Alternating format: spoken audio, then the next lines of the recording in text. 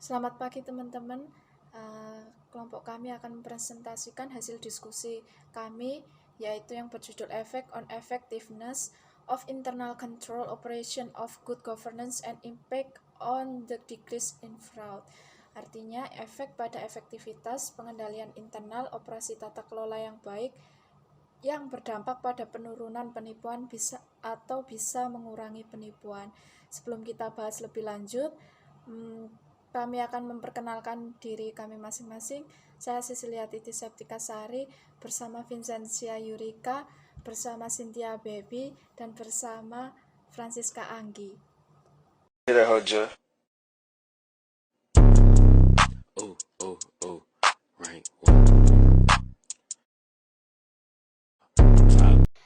Hai teman-teman, sebelum saya memasuki ke materi saya ingin memperkenalkan nama saya terlebih dahulu.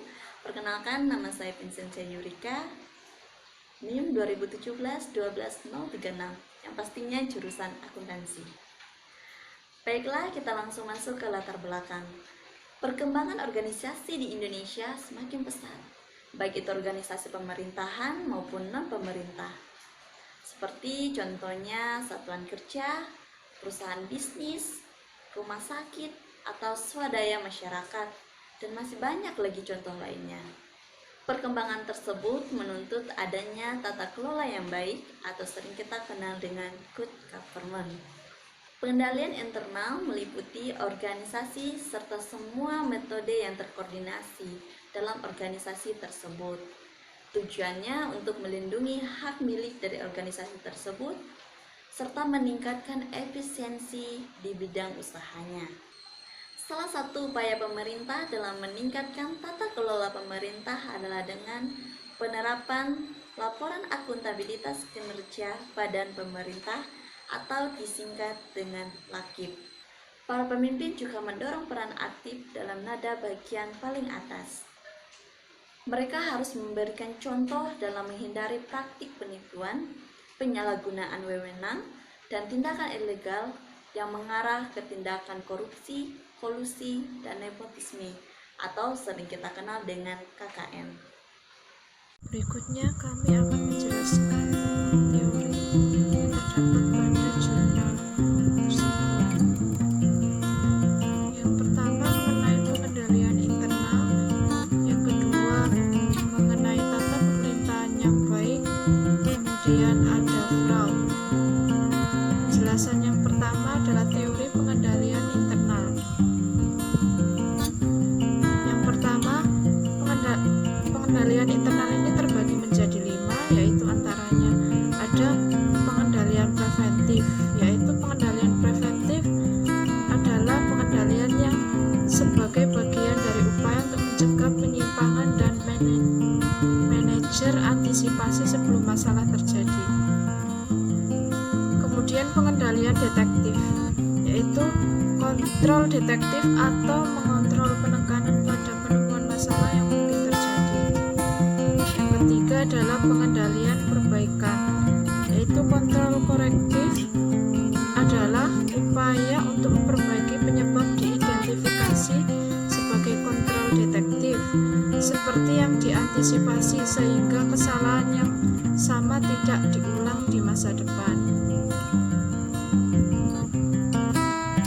Kemudian berikutnya adalah pengendalian internal. Yang keempat adalah direct control. Direct control dilakukan pada saat kegiatan pengendalian berlangsung dengan tujuan bahwa kegiatan yang dilakukan sesuai dengan ketentuan. Kemudian yang kelima adalah comprehensive control. Kontrol komprehensif adalah bahwa upaya untuk memperkuat pengendalian menurut Mulyadi 2008. Tujuan pengendalian internal adalah sebagai berikut. Yang pertama adalah mempertahankan kekayaan kelembagaan, kedua memeriksa keakuratan dan keandalan data akuntansi.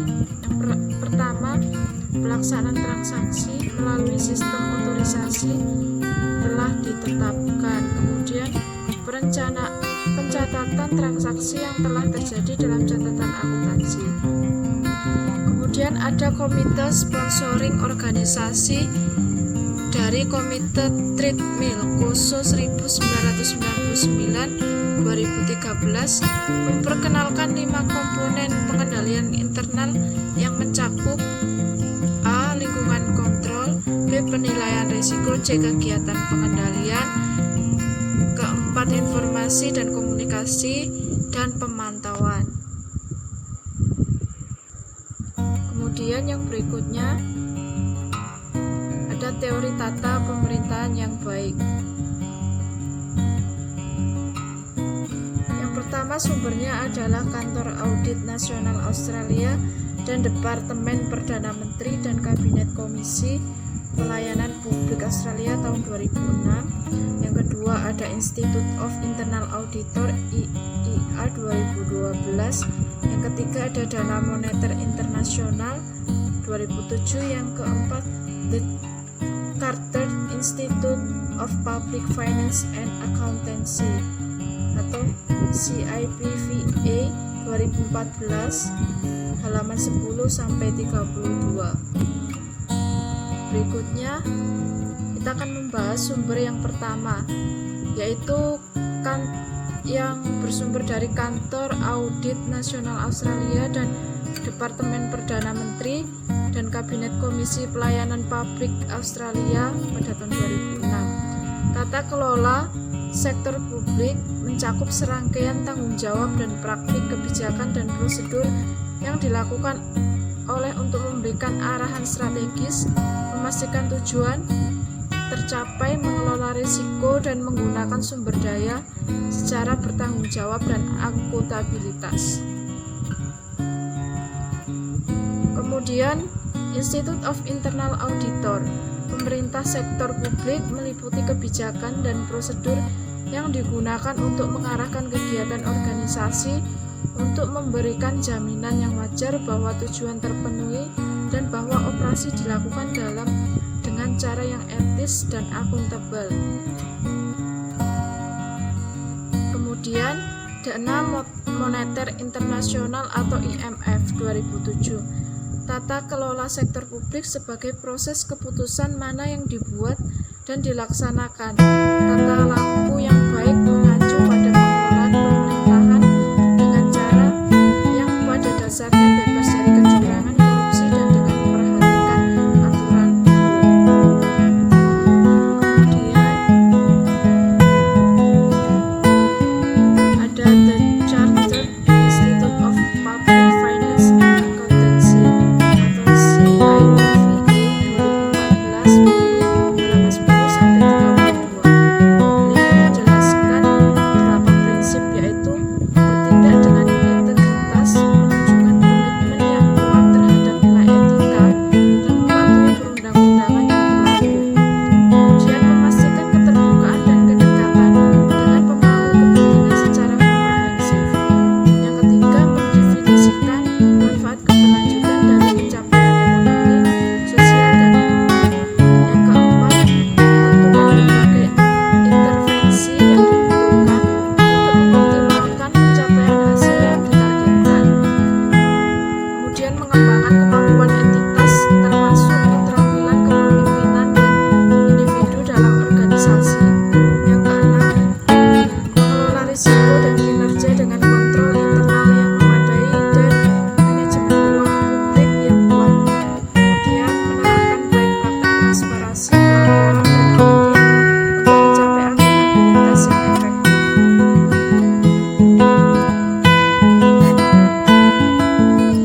Kemudian ada teori fraud yang bersumber dari Karyono 2013. Penipuan lebih menekankan pada konsekuensi hukum seperti penipuan, pencurian, penyalahgunaan wewenang, penipuan laporan keuangan, dan bentuk penipuan lainnya yang dapat membahayakan orang lain dan pelakunya yang menguntungkan. Kemudian dari Asosiasi Pemeriksa Penipuan Bersertifikat atau ACFA 2000 mengklasifikasikan penipuan ke dalam 3 kelompok utama, yaitu Yang pertama, penyalahgunaan aset, misalnya pencurian, persediaan uang tunai, faktur palsu atau bukti pengeluaran ganda, kecurangan dalam piutang dan penggajian. Yang kedua, laporan keuangan palsu untuk membuat keuntungan tidak adil melalui pendapatan fiktif atau catatan yang lebih tinggi. Kemudian penyembunyian utang dan biaya, valuasi aset tidak adil dan biaya kurang tercatat. Kemudian ada korupsi seperti benturan kepentingan penyuapan.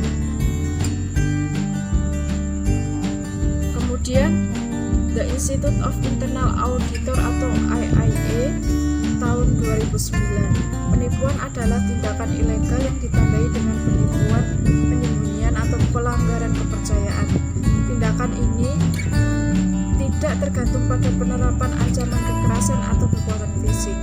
Penipuan yang dilakukan oleh individu dan organisasi untuk mendapatkan uang, properti atau layanan, untuk menghindari pembayaran atau kehilangan layanan, atau untuk mendapatkan keuntungan pribadi atau bisnis.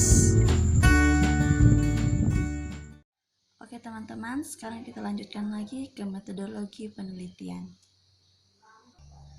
Sekarang kita mengenali tujuannya.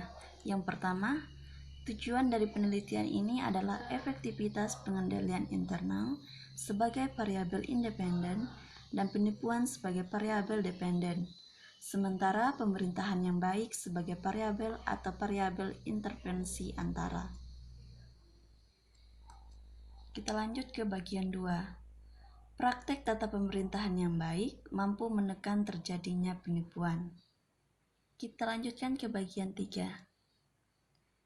Penelitian ini dilakukan pada Inspektorat Pengawasan Daerah, pada unit kepolisian tingkat kewilayahan untuk mengilustrasikan dampak efektivitas pengendalian internal, tata pemerintahan yang baik, dan implikasi terhadap penipuan polisi secara keseluruhan.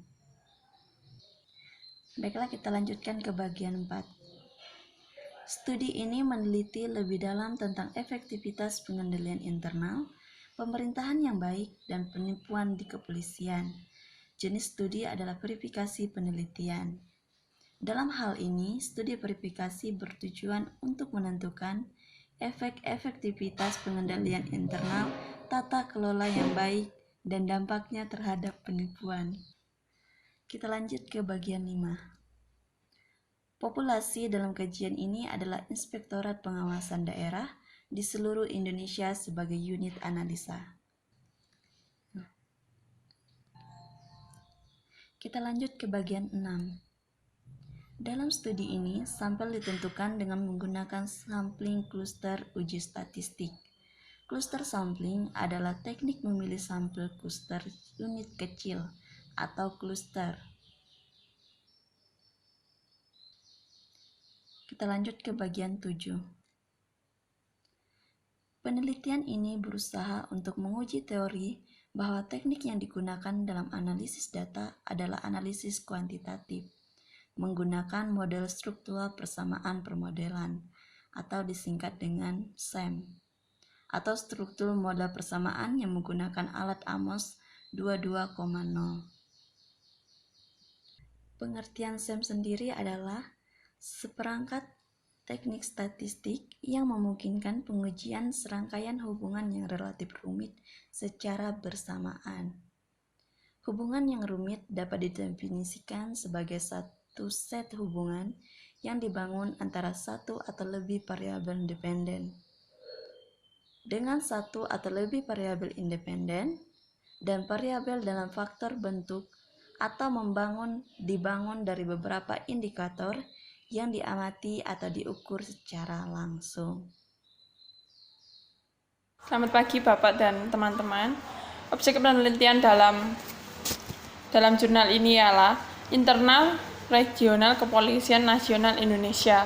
Hasil penelitian dalam jurnal ini ada 3. Yang pertama, pengaruh efektivitas pengendalian internal pemerintahan baik dibuktikan oleh HO ditolak dengan tingkat kesalahan 5%.